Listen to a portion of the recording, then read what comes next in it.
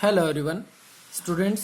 Last time हमारा जो topic था वो कनेक्टेड मोशन था और हमारा जो नेक्स्ट टॉपिक है वो है प्रोपल्शन ऑफ ए रॉकेट, यानी कि एक रॉकेट कैसे आगे बढ़ता है। इसका दूसरा जो नाम है वो ये है ए सिस्टम विद वेरिएबल मास। ठीक है, तो एग्जाम में दोनों वर्डिंग से ये क्वेश्चन आता है कि ए सिस्टम ऑफ वेरिएबल मास से भी आता है, प्रोपल्शन ऑफ रॉकेट से भी आता है। ठीक है, तो propulsion of rocket system with variable mass क्या है बच्चों? इसमें एक रॉकेट होता है इस प्रकार से, और अगर रॉकेट के इनिशियल स्टेज की बात करें तो अगर टाइम क्या हो, जीरो हो। ठीक है, टाइम अगर जीरो है, टाइम यानी कि t is equal to zero है, तो यानी कि वेलोसिटी जो होगी रॉकेट की, वेलोसिटी वी नॉट के इक्वल होगी। किसके बराबर होगी? वेलोसिटी वी नॉट के इक्वल होगी। और जो इसका मास है एट रेस्ट कंडीशन वो एम नॉट के इक्वल होगा। ठीक है, जब रॉकेट चल नहीं रहा तो मास एम नॉट है, वेलोसिटी वी नॉट है और टाइम इसका जीरो है। ओके, और जो रॉकेट है वो फुल्ली फिल है किससे? फ्यूल से। ठीक है,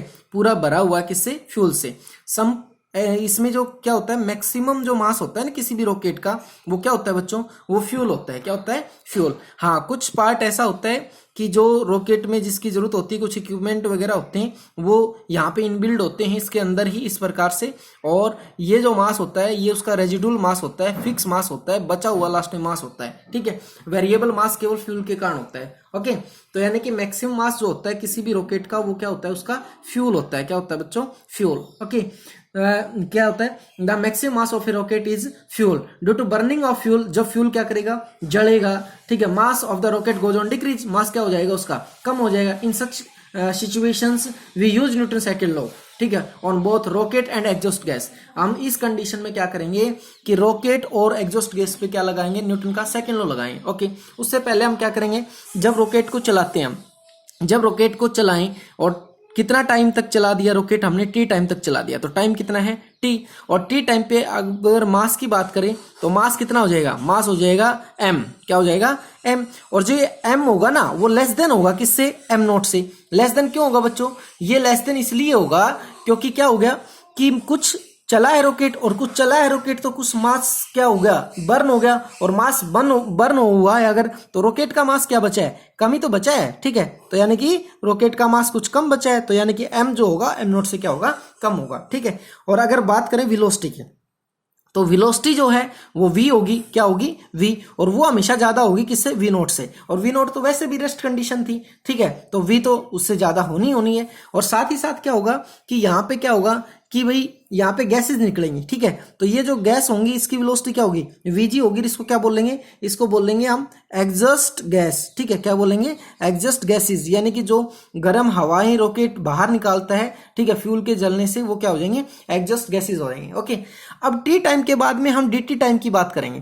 टी टाइम के बाद में स्मॉल टाइम की बात करें dt, तो यानी कि स्मॉल टाइम। ठीक है, time dt। Okay, dt time after T. ठीक है, तो टी के बाद का अगर स्मॉल टाइम की बात करें तो टी के तुरंत बाद अगर स्मॉल टाइम की बात करें तो क्या होगा बच्चों इस कंडीशन में कि हमारा मास थोड़ा सा जलेगा। ठीक है ना, स्मॉल टाइम में तो स्मॉल ही मास जलेगा, तो यानी कितना मास रिड्यूस हो जाएगा? डीएम मास रिड्यूस हो जाएगा। तो अब लेफ्ट मास कितना बचा अगर कोई पूछे तो तुम कहोगे एम तो था सर, और डीटी टाइम में आप कह रहे हो डीएम मास क्या हो गया? बर्न हो गया, तो यानी कि क्या बचेगा इसका? एम माइनस में डीएम। लेकिन मास अगर जला है तो वेलोसिटी क्या होगी? इंक्रीज होगी। वो कितनी हो जाएगी? v प्लस में dv हो जाएगी। v प्लस में dv, तो वेलोसिटी कुछ बढ़ जाएगी और मास कुछ कम हो जाएगा। ठीक है, ओके, और जो मास कम हुआ है ये इस मास की क्या बन जाएंगे? एग्जॉस्ट गैस बन जाएंगे। क्या बन जाएंगे? Exhaust gas. ठीक है, तो एग्जॉस्ट गैस का अगर मोमेंटम की बात करें तो वेलोसिटी तो vg हो जाएगी और मोमेंटम क्या हो जाएगा? इनटू में dm और कर देंगे मास। और ये क्या है? रॉकेट की वेलोसिटी से अपोजिट डायरेक्शन है, इसीलिए क्या लगा देंगे कि नेगेटिव साइन भी लगा देंगे। क्या लगा देंगे? एक नेगेटिव साइन लगा देंगे। ओके, अब हमने क्या करना है कि ये कंडीशन क्या है? A, ये कंडीशन क्या है? B, और ये कंडीशन है C।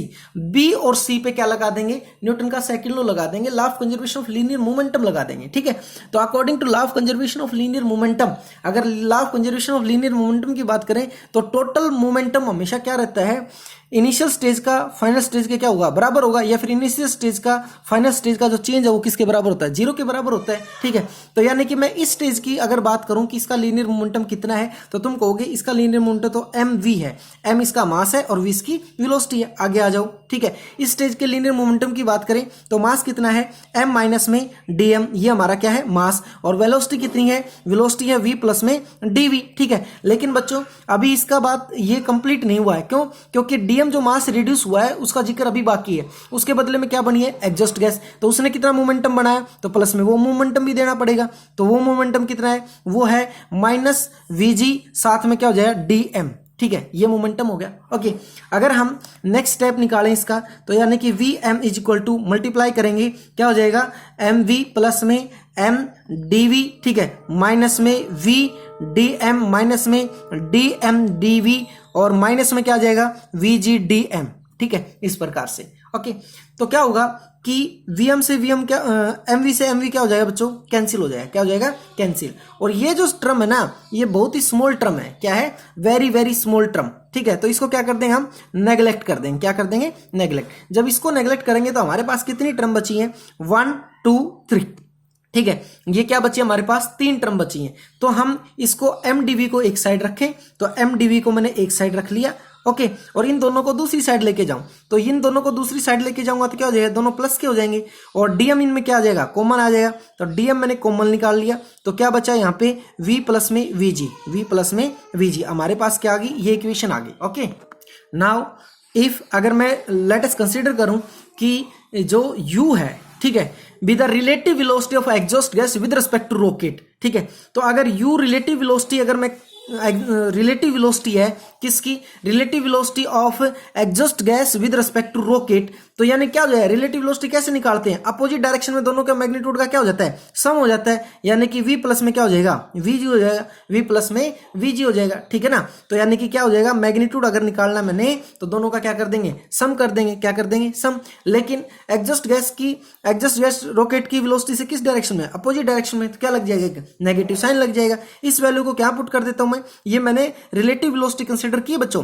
Relative velocity of exhaust gas with respect to rocket. और अपोजिट डायरेक्शन में जब मोशन होता है दो क्वांटिटियों का, तो रिलेटिव वेलोसिटी उनके मैग्नीट्यूड का क्या होता है, सम होता है। तो सम मैंने कर दिया, अपोजिट डायरेक्शन में जा रहा है, नेगेटिव साइन ले लिया। ठीक है, उसके बाद में ये वैल्यू कहां पुट की जा सकती है, यानी कि v प्लस में vg की जगह पे माइनस का u मैं पुट कर सकता हूं। तो मेरे पास जो वैल्यू आएगी वो क्या आएगी, वो इस प्रकार से आ जाएगी, m dv is equal to minus u dm। ठीक है, अगर इसको नेक्स्ट स्टेप में लिखेंगे तो dv किसके इक्वल आ जाएगा, dv is equal to minus u, और m को उस साइड लेके चले जाएंगे तो क्या वैल्यू आ जाएगी, यानी कि dm बाई में m आ जाएगा, dm डिवाइड में क्या आ जाएगा, m आ जाएगा। ठीक है, यहां तक क्लियर है। ओके, नाउ इस टर्म को क्या करेंगे, इंटीग्रेट करेंगे। Integrate both side taking the limit time period की t इज इक्वल टू 0 से लेके और t is equal to t तक। ठीक है, कि टाइम पीरियड 0 से लेके t तक चेंज हो रहा है, उस टाइम वेलोसिटी v से लेके v नॉट से लेके v तक चेंज हो रही है, और मास m नॉट से लेके m तक चेंज हो रहा है। ठीक है, तो हम क्या कर देंगे, इंटीग्रेशन कर देंगे। तो इसका भी इंटीग्रेशन करेंगे, कहां से कहां तक, v नॉट से लेके कहां तक, v तक, और इसका भी इंटीग्रेशन करेंगे कंप्लीट का, कहां से, m नॉट से लेके कहां तक, m तक। ठीक है, तो जब इंटीग्रेशन करेंगे बच्चों, तो 1 का यहाँ पे 1 कंसीडर कर लेंगे, 1 का integration with respect to dv, तो क्या जाएगा, v आ जाएगा, अपर लिमिट क्या हो जाएगा, v, लोअर लिमिट क्या आ जाएगी, v नॉट। ठीक है, इज इक्वल टू, इसका क्या करेंगे, इंटीग्रेशन, तो यानी कि जो u है वो तो कांस्टेंट है, बाहर आ जाएगा, और यहाँ पे 1 बाई m का with respect to dm integration log की फॉर्म में जाएगा, किसकी फॉर्म में जाएगा, लॉग। तो यानी क्या आ जाएगा, नेचुरल लॉग e, और साथ में क्या था, m का निकाला तो m आ जाएगा, अपर लिमिट क्या है, m है, लोअर लिमिट क्या है, m नॉट है, हमने लिमिट पुट कर दी। ठीक है, लिमिट पुट करने का मेथड क्या है बच्चों, अपर लिमिट माइनस में लोअर लिमिट। ठीक है, अपर लिमिट माइनस में lower limit is equal to, यहां से क्या आ जाएगा, अपर लिमिट माइनस में लोअर लिमिट, तो यानी कि साथ में क्या आ जाएगा, यहाँ पे u जो था हमारा, उसके साथ एक नेगेटिव साइन भी था, ये नेगेटिव साइन रहेगा इस प्रकार से, ये नेगेटिव साइन, और ये क्या आ जाएगा, देखो अपर लिमिट क्या आ जाएगी, natural log of m minus में natural log of m nought, इस प्रकार से। ठीक है, तो हमारे पास v माइनस में v nought is equal to minus का u। लॉग की प्रॉपर्टी होती है बच्चों, माइनस है तो लॉग डिवाइड में आ जाता है, डिवाइड और प्लस है तो मल्टीप्लाई में चला जाता है। कैसे, अब देखना कि log ई एम डिवाइड में क्या लिख सकता हूं, एम नॉट लिख सकता हूं इसी चीज को मैं, ठीक है, क्योंकि नेगेटिव को मैंने खत्म कर दिया, प्रॉपर्टी होती है, इसको ये लिख सकते हैं, इसको ये लिख सकते हैं। ओके, नेक्स्ट टर्म में अगर इसी को लिखें तो माइनस का यू, और मैं अगर इसको ऐसे कर दूं कि log e M not by M, तो माइनस माइनस क्या हो जाएगा, प्लस हो जाएगा, क्योंकि मैंने इसको चेंज कर दिया, इन्वर्स कर दिया, चेंज किया तो क्या हो जाएगा, साइन यहाँ पे नेगेटिव आ जाएगा, नेगेटिव नेगेटिव क्या हो जाएगा, पॉजिटिव आ जाएगा, ठीक है। उससे आगे नेक्स्ट में अगर वी नॉट को उस साइड लेके जाएं हम, तो v इक्वल टू हमारे पास वैल्यू आ जाएगी वी नॉट प्लस में u, और नेचुरल लॉग को अगर बेस ऑफ 10 में हम क्या कर दें, इसको रिलीज कर दें, तो क्या हो जाएगा कि इंटू में 2.303, ठीक है, और क्या हो जाएगा log बेस 10, और साथ में क्या था, m नॉट डिवाइड में m। अगर हमारा t इक्वल टू 0 पे v नॉट किसके इक्वल होता है, 0 के इक्वल होता है, तो जो वैल्यू आ जाएगी at t is equal to 0 पे, तो v इज इक्वल टू किसके इक्वल आ जाएगा बच्चों, v इज इक्वल टू आ जाएगा हमारा 2.303 u log base 10 m not by m, ठीक है। तो ये क्या हो जाएगी, ये मैक्सिमम, ये वेलोसिटी निकाल ली हमने, किसकी, रॉकेट की वेलोसिटी निकाल ली, किसकी वेलोसिटी निकाल ली बच्चों, रॉकेट की वेलोसिटी निकाल ली, ठीक है। तो आज बच्चों आपने सिर्फ यहां तक ही करना है, इसमें एक दो कंसेप्ट और है, burn out speed, thrust, upward thrust, वो हम कल करेंगे, क्योंकि बड़ा टॉपिक है, फिर ज्यादा आपको समझ में नहीं आएगा। मैंने क्या किया है, law of conservation of linear momentum निकाल के और रिलेटिव वेलोसिटी को पुट किया, इंटीग्रेट करके हमने क्या निकाला है, रॉकेट की वेलोसिटी को निकाला है, क्या निकाला, रॉकेट की वेलोसिटी को, ठीक है। उम्मीद करता हूं आप लोगों को सभी को समझ में आया होगा। Thank you.